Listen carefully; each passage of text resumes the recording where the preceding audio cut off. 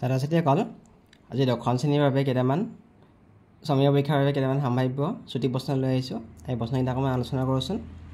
প্ৰথম প্ৰশ্নটো সুধিছে কি চৰ্তত ax² + bx + c = 0 দ্বিঘাত সমীকৰণৰ মূল দুটা এটা আনটোৰ প্ৰতিক্ৰম হ'ব অপশ্যন দিয়া আছে b = a b = 0 a = c আৰু c = 0 আমি দ্বিঘাত সমীকৰণৰ ধৰা হ'ল এটা মূল আমি ধৰিছোঁ আলফা তেনেহ'লে আনটো মূল হ'ব ইয়াৰ প্ৰতিক্ৰম বুলি কৈছে আলফাৰ প্ৰতিক্ৰম হ'ব 1/α এতিয়া আমি মূল দুটা আমি পূৰণ কৰোঁ আলফা * 1/α যদি আমি পূৰণ কৰোঁ আমি জানো যে মূল দুটাৰ পূৰণফল হ'ব c/a মূল দুটাৰ পূৰণফল হ'ব c/a আৰু মূল দুটাৰ যোগফল হ'ব -b/a এতিয়া আমি আলফা আৰু আলফা দুটা কাটি দিলে আমি থাকি যাব 1 তাৰমানে c/a = 1 এতিয়া আমি যদি বৰ্গকৰণ কৰোঁ 1 * a হ'ব তাৰমানে a = c হ'ব একৰ লগত a টো পূৰণ হ'ল a হ'ল আৰু a = c তাৰমানে শুদ্ধটো হ'ব a = c দ্বিঘাত সমীকৰণৰ মূল দুটা এটা আনটোৰ প্ৰতিক্ৰম হ'ব যদিহে a = c হয় 2 নম্বৰ প্ৰশ্ন 47² আৰু 48² মাজত থকা স্বাভাৱিক সংখ্যা আমি জানো যে n² আৰু n+1² মাজত টুৱাইচ n সংখ্যক স্বাভাৱিক সংখ্যা থাকিব n² আৰু n+1² মাজত টুৱাইচ n সংখ্যক স্বাভাৱিক সংখ্যা থাকিব এতিয়া ইয়াত আছে 47² আৰু 48² মানে হ'ল 47 + 1² ইয়াত n মানে হ'ব 47 আৰু গতিকে ইয়াৰ মাজত থাকিব টুৱাইচ n সংখ্যক 2 * n তাৰমানে 2 * n = 47 94 সংখ্যক থাকিব সেইটো ইয়াৰ শুদ্ধ উত্তৰ 3 নম্বৰ প্ৰশ্ন xy বিন্দুটো 7 1 আৰু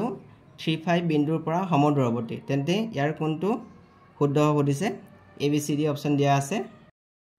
আমি a বিন্দুটো ধৰি লৈছোঁ 7 1 বিন্দুটো আমি a বুলি ধৰিছোঁ 3 5 বিন্দুটো আমি b বুলি ধৰিছোঁ আৰু xy বিন্দুটো আমি p বুলি ধৰিছোঁ আমাক কৈছে কি xy বিন্দুটো 7 1 আৰু 3 5 বিন্দুৰ পৰা সমদূৰৱৰ্তী মানে হ'ল a পৰা p দূৰত্ব আৰু p পৰা b দূৰত্ব সমান আমি দূৰত্বৰ সূত্ৰটো মানে পাইছিলোঁ দুটা বিন্দুৰ মাজৰ দূৰত্ব হ'ব x2 - x1 whole square root over x2 - x1 whole square plus y2 - y1 whole square গতিকে AP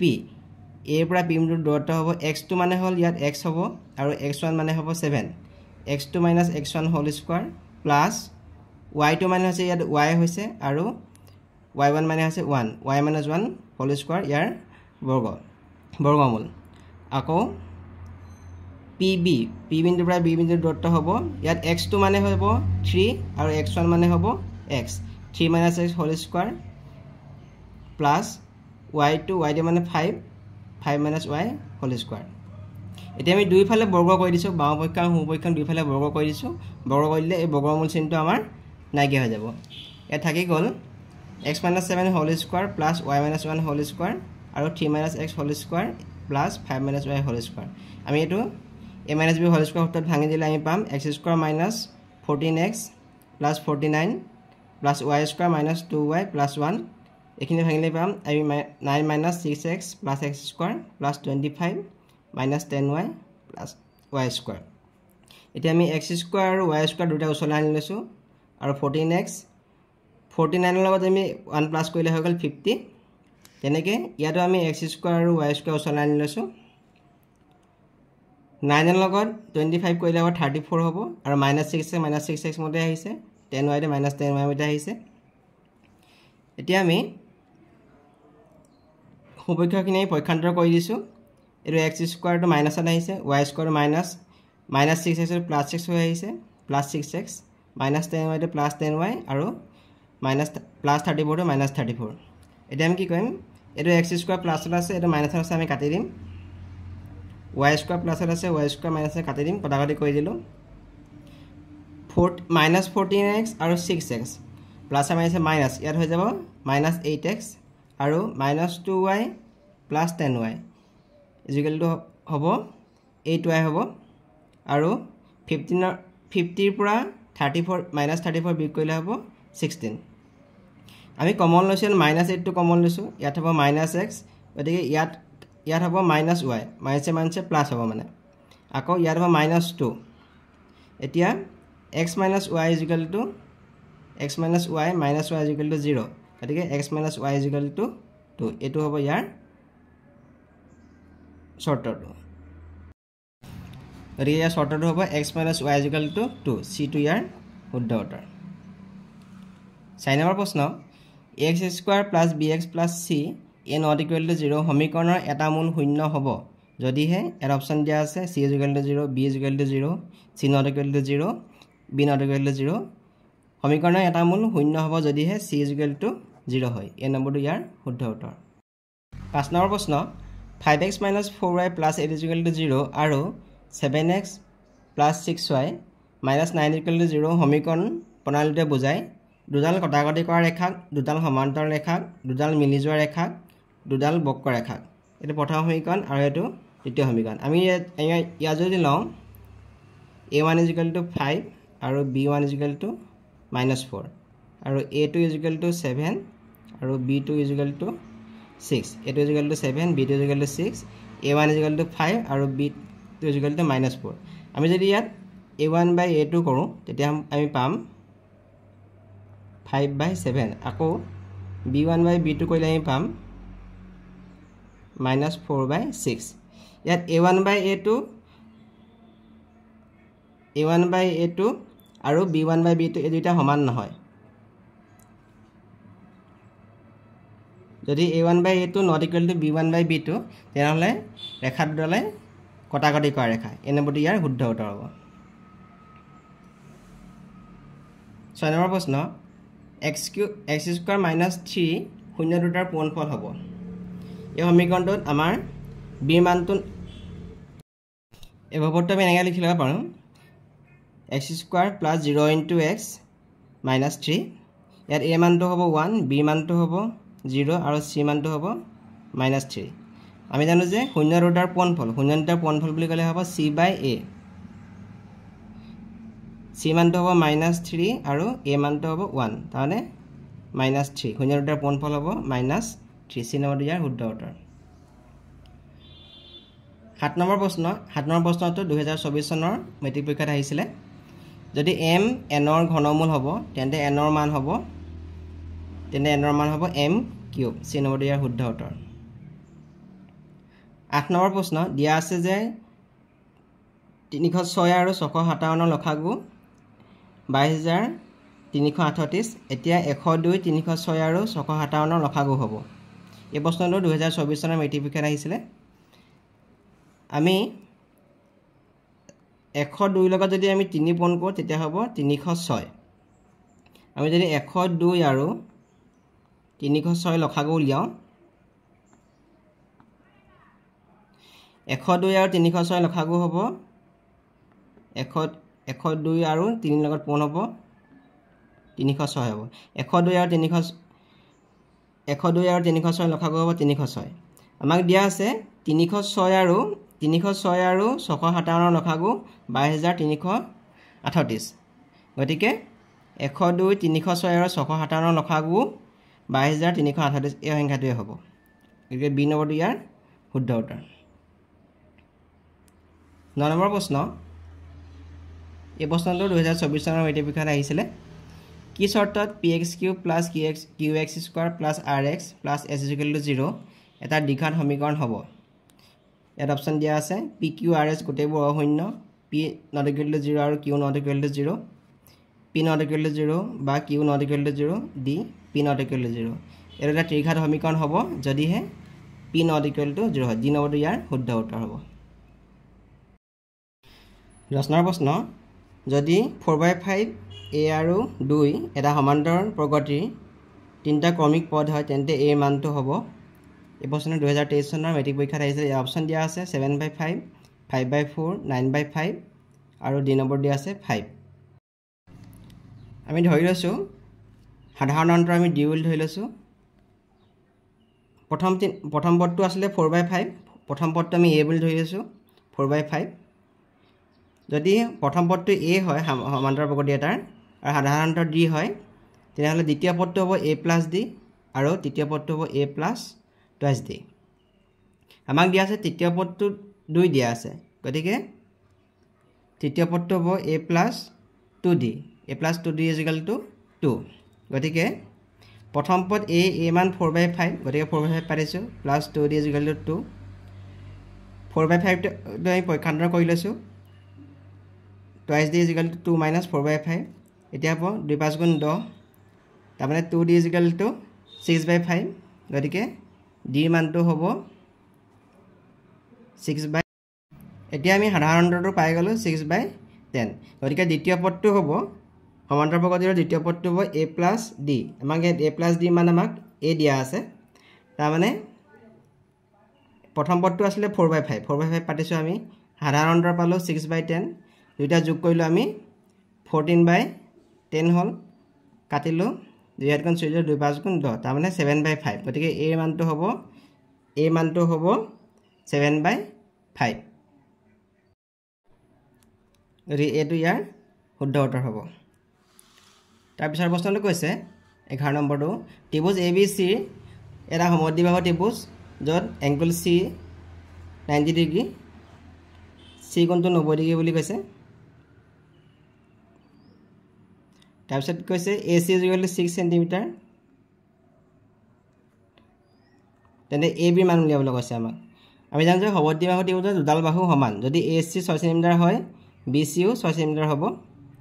গতিকে AB মানটো হ'ব আমি সমকোণ ত্ৰিভুজৰ ক্ষেত্ৰত পাইথাগোৰাছৰ সূত্ৰ মতে AB ডাল অতিভুজ হ'ব গতিকে AB মানটো হ'ব ভূমি স্কয়াৰ যোগ উন্নতি স্কয়াৰ 36 + 36 হ'ব √/72 হ'ব √/72 মানে হ'ল 36 × 2 36 টো হ'ল 6 বৰ্গ 6 গতিকে 36 ৰ বৰ্গমূল হ'ব 6 হ'ব 6√2 গতিকে শুদ্ধ উত্তৰটো হ'ব এইটো 12 নম্বৰ প্ৰশ্নটো কৈছে -টা লুডুগুটি এবাৰ মাৰি পঠিওৱা হ'ল 5তকৈ সৰু সংখ্যা পোৱাৰ সম্ভাৱিতা হ'ল লুডুগুটিৰ মুঠ সংখ্যা আছে 1 2 3 4 5 আৰু 6 মুঠতে সংখ্যা আছে 6টা 5তকৈ সৰু বুলি ক'লে আমি পাম 1 2 3 4 5তকৈ সৰু সংখ্যা আছে 4টা 1 2 3 4 গতিকে মুঠ লুডুগুটিৰ সংখ্যা আছে 6টা 5তকৈ সৰু সংখ্যা আছে 4টা গতিকে সম্ভাৱিতাটো হ'ব 4/6 তাৰমানে 2 2 × 4 2 3 × 6 2/3 হ'ব সম্ভাৱিতাটো হ'ব 2/3 14 প্ৰশ্নটো কৈছে tan 48 degree tan 23 degree tan 42 degree tan 67 ডিগ্ৰীৰ মান হ'ব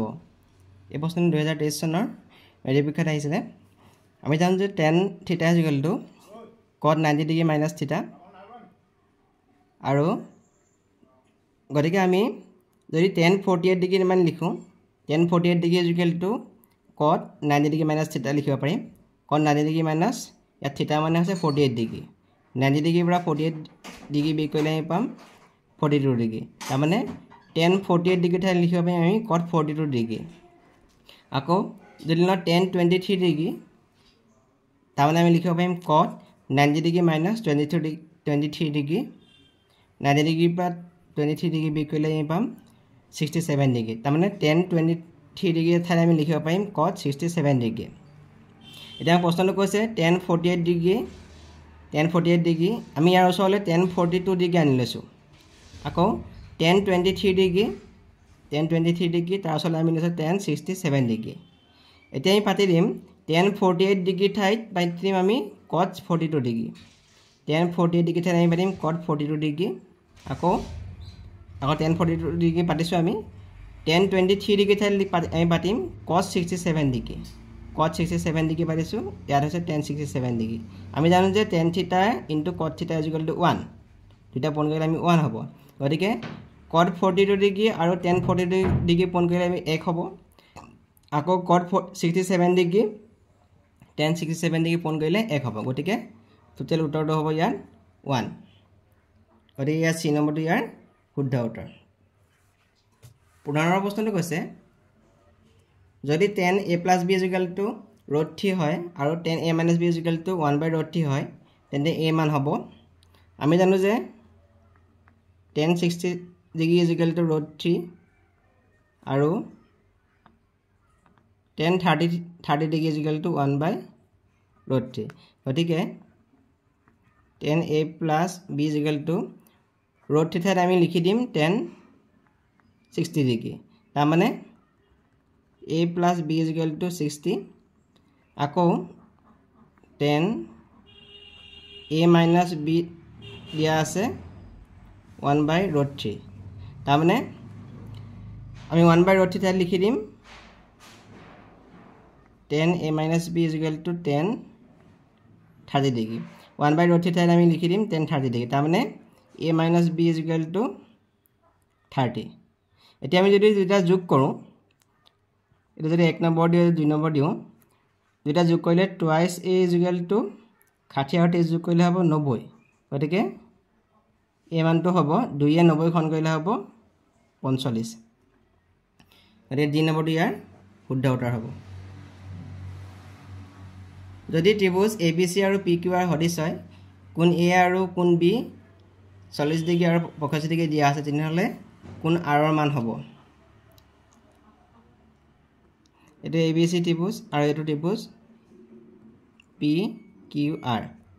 কোণ a কোণটো 40 ডিগ্ৰী দিয়া আছে b কোণটো 65 ডিগ্ৰী দিয়া আছে তেনেহলে c কোণটো হ'ব 180 বিয়োগ 40 আৰু 65 যোগ কৰিলে হ'ব 40 আৰু 65 যোগ কৰিলে হ'ব 105 গতিকে কোণ c কোণটো হ'ব 75 ডিগ্ৰী কোণ c টো হ'ব 75 ডিগ্ৰী আমাক কোণ r ৰ মানটো সুধিছে যদি abc আৰু pqr ত্ৰিভুজ সদিশ হয় তেনেহলে ইয়াৰ কোণকিটা সদিশ হ'ব a কোণটো b ৰ লগত সমান হ'ব b কোণটো q ৰ লগত সমান হ'ব c কোণটো r ৰ লগত সমান হ'ব গতিকে আমি c কোণটো পালো 75 ডিগ্ৰী গতিকে r কোণটো হ'ব 75 ডিগ্ৰী এতিয়া শুদ্ধ উত্তৰটো হ'ব d টো 17 নম্বৰ প্ৰশ্ন দ্বিঘাত সমীকৰণ px² - qx - r 0 দুটা সমান আৰু বাস্তৱ মূল থাকিব যদিহে আমি জানো যে x² + bx + c 0 দুটা সমান আৰু বাস্তৱ মূল থাকিব যদিহে b² - 4ac টো 0 হয়